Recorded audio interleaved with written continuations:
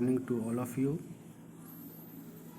आज मैं फिर आपके सामने वर्ण विचार भाग 3 लेकर आया हूँ। इसके पहले मैंने वर्ण विचार में पढ़ा था कि वर्ण क्या हैं, वर्ण के कितने भेद हैं, स्वर वर्ण क्या हैं, व्यंजन वर्ण क्या हैं, अनुस्वार क्या है, विसर्ग क्या है, संयुक्ताक्षर क्या हैं, संयुक्त व्यंजन क्या हैं, संयुक्त स्वर क्या हैं, इनके बारे में मैंने जाना था। आज मैं आपको बताऊंगा कि मात्रा क्या है, मात्रा किसे कहते हैं, मात्रा का प्रयोग क्यों करते हैं और मात्रा का प्रयोग कहाँ करते हैं। तो सबसे पहले हम मात्रा की परिभाषा को जानेंगे कि मात्रा किसे कहते हैं। तो स्वरों को व्यंजनों के साथ मिलाकर लिखने के लिए स्वर के बदले जिस चिन्ह का प्रयोग किया जाता है उसे मात्रा कहते हैं।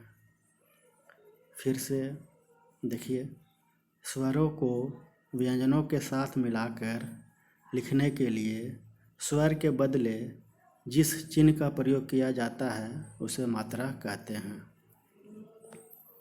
कहने का तात्पर्य यह हुआ कि हम लोग स्वर वर्ण का प्रयोग दो तरह से करते हैं। एक जो स्वर का मूल रूप होता है उसे लिखते हैं, और एक जगह हम लोग स्वर का मूल रूप नहीं लिखकर उनका जगह चिन्ह का प्रयोग करते हैं। तो जिन चिन्हों का प्रयोग करते हैं उसे ही मात्रा कहते हैं। ये देखिए, नीचे आपका सभी स्वर वर्ण हैं और सभी स्वर वर्ण की मात्राएं लिखी गई है, जो कि चिन्ह होता है, और मात्रा का प्रयोग कैसे होता है वो भी दर्शाया गया है। सबसे पहले देखिए कि स्वर वर्ण 11 हैं। अ, आ, ह्रस्व ई, दीर्घ ई, ह्रस्व ऊ, दीर्घ ऊ, री, ए, ऐ, ओ, औ। अब देखिए, जो चिन्ह है उन्हें ही मात्रा कहते हैं। आ का कोई मात्रा नहीं होता है, क्योंकि आ सभी व्यंजन वर्ण में उपस्थित होते हैं। आ की सहायता से ही सभी व्यंजन वर्ण बोले जाते हैं। आ का चिन्ह इस प्रकार होता है, ह्रस्व ई का चिन्ह इस प्रकार होता है, ई का चिन्ह इस प्रकार होता है, ऊ का चिन्ह इस प्रकार होता है, दीर्घ ऊ का चिन्ह इस प्रकार होता है, री का चिन्ह इस प्रकार होता है, ए का चिन्ह इस प्रकार होता है, ऐ का चिन्ह इस प्रकार होता है, ओ का चिन्ह इस प्रकार होता है, औ का चिन्ह इस प्रकार होता है। और इन्हीं चिन्हों को हम मात्रा कहते हैं, क्योंकि ये स्वर वर्ण के बदले प्रयोग किया जाता है, इसलिए इन चिन्हों को हम मात्रा कहते हैं। अब देखिए का, हम चूँकि जब का बोलते हैं तो का में आ की ध्वनि छिपी है, तो आ के लिए कोई मात्रा नहीं बनी है। का, जब हम का का उच्चारण करते हैं तो का में आ की ध्वनि आती है। जब हम का पढ़ते हैं तो का में आ की ध्वनि आती है। तो जब हम का के साथ आ को लिखते हैं तो हम स्वर वर्ण का मूल रूप नहीं बल्कि उसकी मात्रा का प्रयोग करते हैं। की, यहाँ पर भी देखिए कि जब हम की का उच्चारण करते हैं तो अंत में ई आता है। तो यहाँ पर भी हम का व्यंजन वर्ण के साथ हम ई के मूल रूप को नहीं लिखते हैं बल्कि ई की मात्रा को लिखते हैं। उसी प्रकार की, उसी प्रकार कु, यहाँ पर देखिए कु, यहाँ पर जो हम कु का करते हैं उच्चारण, तो का के साथ ऊ का भी होता है उच्चारण। तो का व्यंजन वर्ण है, और जो हम का के साथ लिखते हैं स्वर वर्ण, तो हम स्वर वर्ण के मूल रूप का प्रयोग नहीं करते हैं बल्कि उसके मात्रा का प्रयोग करते हैं। यहाँ पर देखिए आ से लेकर अ तक जो लिखा हुआ है ये जो स्वर वर्ण है ये मूल रूप है, और जो मात्रा है जो चिन्ह है वो मात्रा है। तो आप यहाँ पर देख सकते हैं कि व्यंजन वर्ण के साथ जब स्वर वर्ण का प्रयोग हुआ है तो मूल रूप का प्रयोग नहीं हुआ है बल्कि उसके मात्रा का प्रयोग हुआ है। क्री, के, कै, को, कौ। अब देखिए का से कमल कलम, का से काम कान, की से किरण किला, की से कीमत कील, कु से कुसुम कुल, कु से कूल कूच, कृ से कृपा कृत्य, के से केला केश, कै से कैलाश कैद, को से कोयल कोमल, कौ से कौवा कौन। तो यहाँ पर हम एक चीज़ ध्यान देंगे कि ये जो सारे शब्द हैं काम कान, यहाँ पर का के साथ आ स्वर आया है। आप देख रहे हैं कि का के साथ आ स्वर आए हैं। तो जब का के साथ आ स्वर आया है तो यहाँ पर आ जो स्वर वर्ण है जो मूल रूप है उसका हम प्रयोग नहीं किए हैं बल्कि स्वर की जो मात्रा है उसका प्रयोग हुआ है। तो यहाँ पर हम कह सकते हैं कि किसी भी व्यंजन के साथ हम स्वर वर्ण के मूल रूप का प्रयोग नहीं करते हैं बल्कि उसकी मात्रा का प्रयोग करते हैं। ठीक है, कहने मतलब यह हुआ कि जब हम स्वर वर्ण का प्रयोग व्यंजन वर्ण के साथ करते हैं तो स्वर का मूल रूप नहीं देकर हम उसकी मात्रा का प्रयोग करते हैं। अब देखिए मूल रूप में स्वर का प्रयोग आम, इमली, उजाला, एक। यहाँ पर आप देख रहे हैं कि आम में जो आ है स्वर वर्ण ये आ मूल रूप है। इमली में जो ई है ये ह्रस्व ई मूल रूप है। उजाला में जो ह्रस्व उ है ये स्वर वर्ण का मूल रूप है। एक में जो ए है ये स्वर वर्ण का मूल रूप है। अब मात्रा के रूप में स्वर का प्रयोग काम। अब देखिए यहाँ पर तुलना कीजिए आम और काम। यहाँ पर ध्यान दीजिएगा आम और काम। यहाँ पर आ, यहाँ पर का के साथ भी आया है, यहाँ पर आ, यहाँ पर का। लेकिन यहाँ पर आम में जो है यहाँ पर हम आ का मूल रूप का प्रयोग किए हैं, स्वर वर्ण का मूल रूप का प्रयोग किए हैं। लेकिन का के साथ हम स्वर वर्ण का मूल रूप का प्रयोग नहीं किए बल्कि उसकी मात्रा का प्रयोग किए हैं, क्योंकि यहाँ पर स्पष्ट है कि आ अकेला है, स्वर वर्ण अकेला है, स्वर वर्ण किसी व्यंजन के साथ में नहीं है, इसीलिए यहाँ पर स्वर वर्ण के मूल रूप का प्रयोग हुआ है।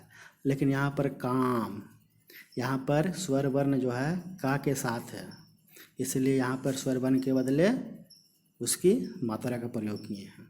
उसी प्रकार इमली, यहाँ पर जो ह्रस्व ई है, यहाँ पर जो ई स्वर वर्ण है वो व्यंजन के साथ नहीं है, इसलिए यहाँ पर स्वर वर्ण के मूल रूप का प्रयोग हुआ है।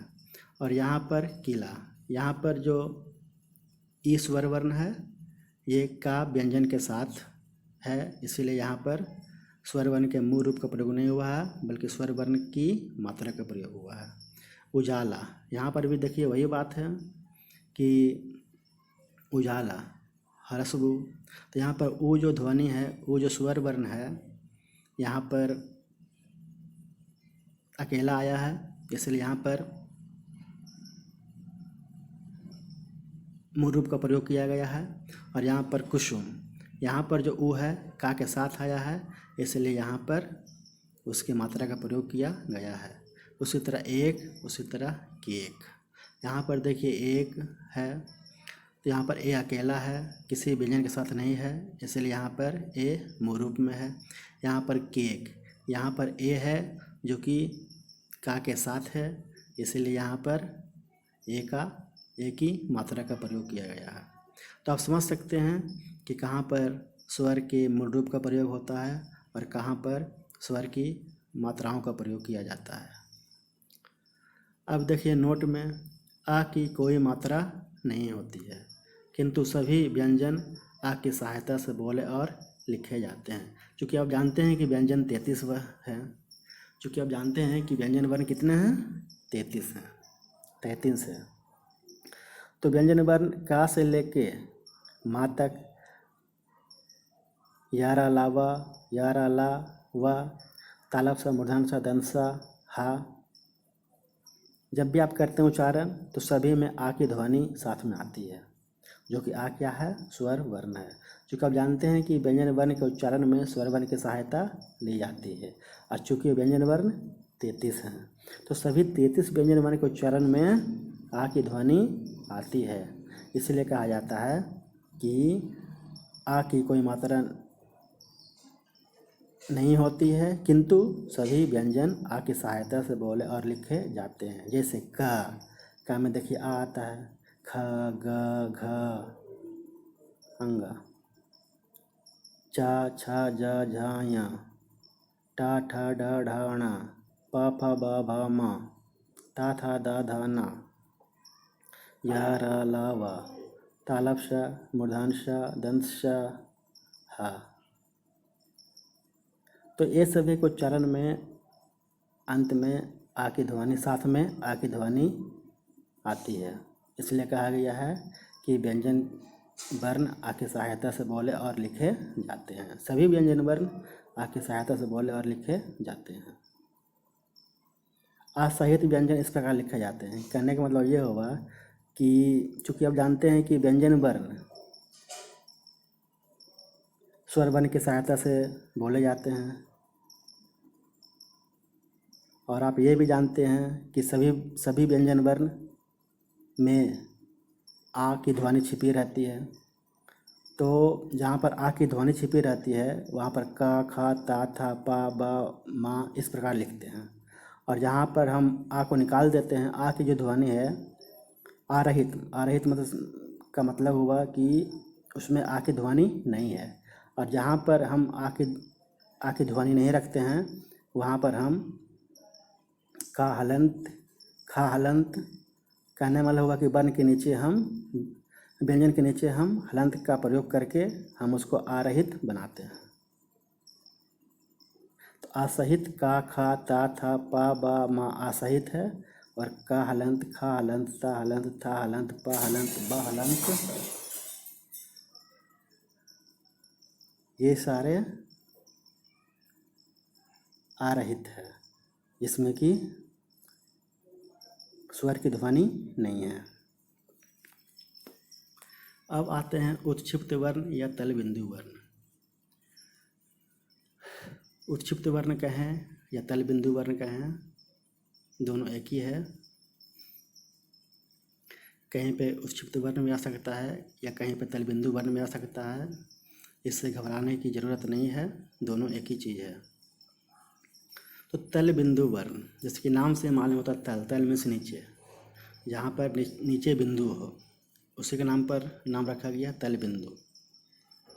तो उत्क्षिप्त वर्ण या तल बिंदु वर्ण, हिंदी में ड और ढ के नीचे बिंदु लगाकर दो नए वर्ण अरा और बनाया गया है। क्योंकि आप जानते हैं कि हिंदी में दो वर्ण हैं ड और ढ, जो कि टवर्ग में है, टा, ठा, ड, ढ, ना, टवर्ग में आते हैं ये दोनों वर्ण। तो ये दोनों वर्ण के नीचे बिंदु लगाकर दो नए वर्ण बनाए गए हैं अरा और अर। तो जो दो नए वर्ण अरा और अर बनाया गया है उसे ही उत्क्षिप्त वर्ण या तलबिंदु वर्ण कहते हैं। जैसे सड़क, सड़क, लड़का, रूर, चर, पढ़ना इत्यादि, ये सभी में आप देख रहे हैं कि उत्क्षिप्त वर्ण या तलबिंदु वर्ण का प्रयोग किया गया है। अल्परान, अब चूंकि ये यहाँ पर देखिए अल्परान क्या है। अल्परान मीन्स नाम से पता होता है अल्परान, मतलब जिसमें दम कम लगता है, जिसमें प्राण कम लगता है, जिसके उच्चारण में दम कम लगता है, उसे कहते हैं अल्परान। तो जिन व्यंजनों के उच्चारण में मुख से निकलने वाली श्वास की मात्रा कम होती है उन्हें अल्परान कहते हैं। फिर से देखिएगा, जिन व्यंजनों के उच्चारण में मुख से निकलने वाली श्वास की मात्रा कम होती है उन्हें अल्प प्राण कहते हैं। चूँकि आप जानते हैं कि जब व्यंजन वर्ण का उच्चारण करते हैं तो किसी में दम ज़्यादा लगता है और किसी में दम कम लगता है। तो जाहिर सी बात है कि जिसमें दम कम लगेगा उसमें मुंह से श्वास भी कम निकलेगी, और जिसमें दम ज़्यादा लगेगा उसमें मुंह से श्वास भी ज़्यादा निकलेगी। तो इसलिए कहा गया है कि जिन व्यंजनों के उच्चारण में मुख से निकलने वाली श्वास की मात्रा कम होती है, चूँकि दम कम लगता है इसके उच्चारण में, इसलिए श्वास की मात्रा भी कम होती है, तो उन्हें अल्प प्राण कहते हैं। जैसे प्रत्येक वर्ग का पहला, तीसरा एवं पाँचवां वर्ण। यहाँ पर प्रत्येक वर्ग मीन्स कहने मतलब हुआ है कि आप जानते हैं कि वर्ग 5 है, कवर्ग, चवर्ग, टवर्ग, तवर्ग, पवर्ग। कवर्ग में का, खा, ग, घ, अंगा। चवर्ग में चा, छा, जा, झा, या। टवर्ग में टा, ठा, ड, ढ, ना। तवर्ग में ता, था, दा, धा, ना। पवर्ग में पा, फा, बा, भा, मा। तो का, खा, गा, घा, अंगा को कवर्ग कहते हैं। चा, छा, जा, जा, या को चवर्ग कहते हैं। टा, ठा, ड, ढा, ना को टवर्ग कहते हैं। ता, था, दा, धा, ना को तवर्ग कहते हैं। पा, फा, बा, भा, मा को पवर्ग कहते हैं। तो यहाँ पर इसलिए हम लिखे हैं कि प्रत्येक वर्ग का पहला, तीसरा एवं पाँचवां वर्ग। तो प्रत्येक वर्ग मीन्स हुआ कवर्ग का भी, चवर्ग का भी, टवर्ग का भी, तवर्ग का भी और पवर्ग का भी। तो कवर्ग का पहला वर्ण क्या है? का है। दूसरा वर्ण खा है, तीसरा वर्ण गा है, चौथा वर्ण घा है और पाँचवां वर्ण अंगा है। तो प्रत्येक वर्ग का पहला, तीसरा एवं पाँचवां।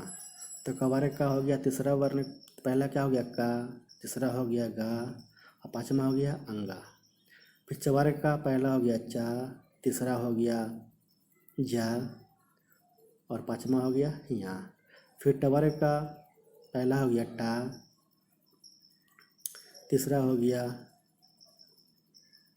डा, पाँचवां हो गया ना।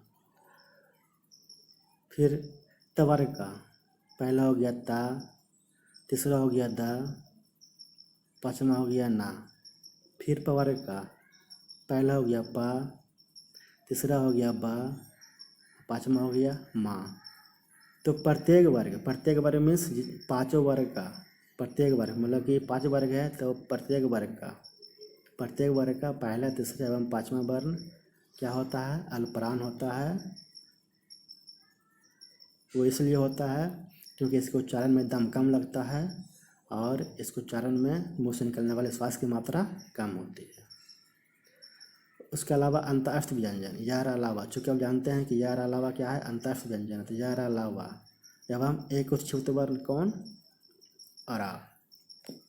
तो ये सारे जो वर्ण हैं, पहला वर्ण, तीसरा वर्ण, प्रत्येक वर्ग का पहला वर्ण, तीसरा वर्ण एवं पाँचवां वर्ण, इसके अलावा यार अलावा, इसके अलावा अरा, ये सारे जो वर्ण हैं इसमें मुख से निकलने वाले श्वास की मात्रा कम होती है, इसलिए इसे अल्पप्राण कहते हैं।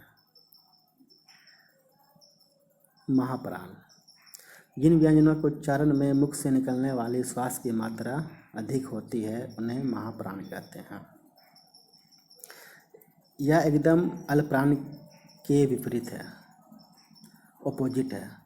अल्पप्राण में मुँह से निकलने वाले श्वास की मात्रा कम होती है, लेकिन महाप्राण में श्वास की मात्रा अधिक होती है। उसी का ऑपोजिट ये है।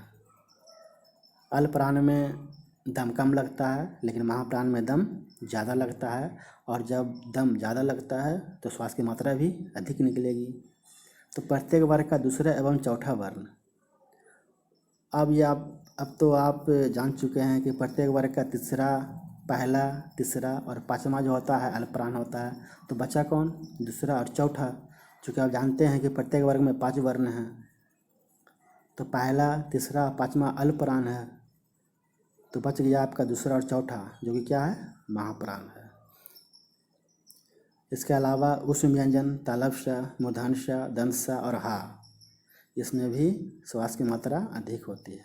उसके बाद उच्छिप्त वर्ण अढ़, इसमें भी श्वास की मात्रा अधिक होती है। अब देखिए आपको अल्पप्राण और महाप्राण में अंतर समझा रहे हैं। जैसे कि हम बोलते हैं क, ख, ग, घ, अंग। तो अब देख रहे हैं कि का जब बोलते हैं तो दम कम लगता है। का पहला वर्ण है, का में दम कम लगता है। खा में दम ज़्यादा लगता है। ग में दम कम लगता है। घा में दम ज़्यादा लगता है। अंगा में दम कम लगता है। तो हम इसके अनुसार कह सकते हैं कि का पहला है तो पहला क्या है, अल्पप्राण। खा दूसरा है जिसमें दम ज़्यादा लगता है तो खा क्या है, महाप्राण है। घा तीसरा है जिसमें कि दम कम लगता है, अल्पप्राण है। घा चौथा है जिसमें कि दम ज़्यादा लगता है, महाप्राण है। अंगा पाँचवा है जिसमें कि दम कम लगता है, अल्पप्राण है। तो इस प्रकार हम कह सकते हैं कि प्रत्येक वर्ग का पहला, तीसरा और पाँचवा अल्पप्राण होता है और दूसरा चौथा महाप्राण होता है। नोट: अल्पप्राण के उच्चारण में हकार जैसी ध्वनि उत्पन्न होती है। महाप्राण के उच्चारण में हकार जैसी ध्वनि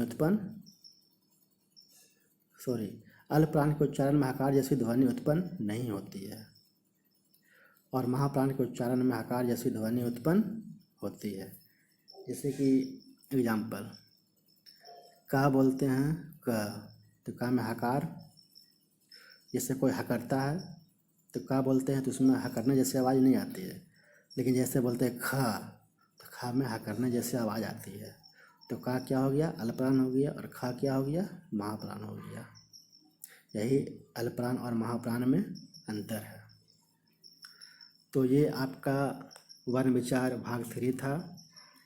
इसके आगे आपको लेकर आएंगे वर्ण विचार भाग 4, जिसमें कि वर्ण विचार का कुछ शेष भाग अभी बचा है।